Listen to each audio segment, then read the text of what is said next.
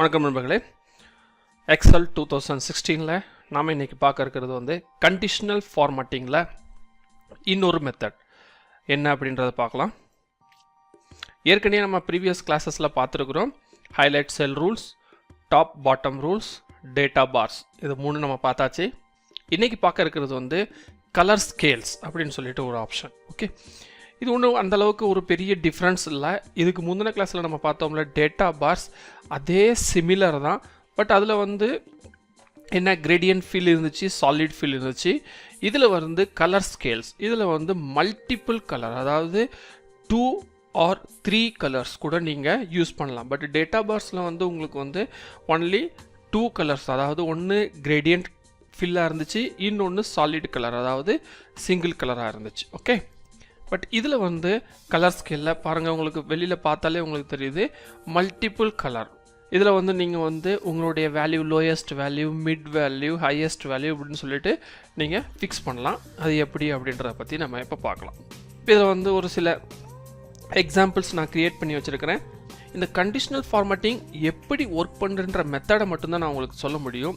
எந்த இடத்துல ஒர்க் பண்ணால் நல்லாயிருக்கும் அப்படின்றத நீங்கள் தான் டிஃபைன் பண்ணிக்கணும். ஓகே, இதுக்கு ஏற்கனவே உங்களுக்கு சொல்லியிருக்கிறேன். அதாவது கண்டிஷனல் ஃபார்மட்டிங் அப்ளை பண்ணணும் அப்படின்னா என்ன, முதல்ல செலெக்ஷன் ஆஃப் ரேஞ்ச், அதாவது செட் ஆஃப் செலெக்ஷன் கண்டிப்பாக நமக்கு வேணும். இப்போ நம்ம என்ன ஓரளவு நம்ம செலக்ட் பண்ணிட்டோம்னு வச்சுக்கோங்க.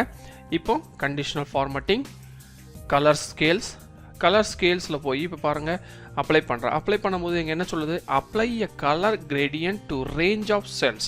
த colour indicates where each cell value falls within that range. அதாவது அந்த கலர் ரேஞ்சுக்குள்ளே என்ன செட் பண்ணியிருக்காங்களோ அந்த கலரை வந்து அது டிஃபைன் பண்ணுது. இதில் வந்து என்ன நான் ஏற்கனவே சொல்லியிருக்கிறேன், lowest, mid value, highest value அப்படின்னு சொல்லிட்டு தான் இது ஒர்க் பண்ணிக்கிட்டு இருக்கு. ஓகே, இதில் வந்து நம்ம கிரேடியன்ட் மெத்தட் கூட நம்ம யூஸ் பண்ணலாம், ப்ளஸ் நம்ம வந்து கலர்ஸ் கூட நம்ம யூஸ் பண்ணலாம். ஓகே, இப்போ இது வந்து எப்படி அப்ளை பண்ணுறது அப்படின்னு நான் வந்து சொல்லிட்டேன். இப்போ நெக்ஸ்ட் ஸ்டெப்பில் நான் வந்து உங்களுக்கு என்ன சொல்கிறேன்னா, இந்த கலரை நம்ம வந்து எப்படி மாடிஃபை பண்ணுறது, நமக்கு தகுந்த மாதிரி எப்படி மாடிஃபை பண்ணுறது, அது பண்ணுறதுக்கு என்ன நீங்கள் இதுலேயே கூட நீங்கள் இப்போ பண்ணலாம். என்ன சொல்லியிருக்கிறேன், செலெக்ஷன் பண்ணிவிட்டு கண்டிஷனல் ஃபார்மட்டிங், மேனேஜ் ரூலில் போய் நீங்கள் இந்த ரூலை வந்து எடிட் கூட பண்ணலாம். இப்போ எடிட் பண்ணிங்க அப்படின்னா இங்கே பாருங்கள் ஃபார்மட் ஸ்டைலில் என்னென்ன இருக்குதுன்னு பாருங்கள். 2 கலர் 3 கலர், அதாவது நம்ம ஏற்கனவே டேட்டா பார்ன்றது ஏற்கனவே பார்த்தாச்சு. பட் இப்போ 2 கலருக்குள்ளது கூட இருக்குது, இல்லைன்னா 3 கலர்ஸ் கூட இருக்குது. இப்போ 3 கலர்ஸ் கொடுத்தோம் அப்படின்னா இங்கே பாருங்கள், ஃபஸ்ட்டு 2 கலர் கொடுக்கும்போது என்ன வருது, லோயஸ்ட் வேல்யூ, ஹையஸ்ட் வேல்யூ வருது. அதே இது 3 கலர்ஸ் கொடுக்கும்போது என்ன வருதுன்னு பாருங்கள், மினிமம், அதாவது minimum, mid point, maximum value. Okay, இதுலேயும் நம்ம ஏற்கனவே பார்த்தோம், டேட்டா பாரில் பார்த்த ஞாபகம் உண்டு உங்களுக்கு. Lowest value number, percent, formula, percentile. அதே மாதிரி தான் உங்களுக்கு இந்த 3 கலர் ஸ்கேலில் கூட உங்களுக்கு இருக்குது. ஓகே, இதை வந்து நீங்கள் ஒன்று உங்களுக்கு நம்பர்ஸில் தேவைன்னா நம்பர்ஸில் பண்ணிக்கலாம், ப்ரெசென்ட்டில் தேவைன்னா ப்ரெசென்ட்டில் பண்ணிக்கலாம், இல்லைனா ஃபார்முலா எதுவும் அப்ளை பண்ணிங்கன்னா ஃபார்முலா, ப்ரெசென்டைல் கூட நம்ம பண்ணலாம். ப்ரெசென்டைல் பர்சன்டேஜ்குள்ள டிஃப்ரெண்ட் வந்து நான் ஏற்கனவே ப்ரீவியஸ் கிளாஸில் வந்து ப்ரீஃப் பண்ணியிருக்கிறேன். அதை ஒரு திருப்பி நீங்கள் வந்து பார்த்துட்டு வாங்க. ஓகே, இப்போ நம்ம இதை வந்து ப்ரெசென்ட்டில் பண்ணலாம். இங்கேயும் ப்ரெசென்ட், இதுலேயும் ப்ரெசென்ட்.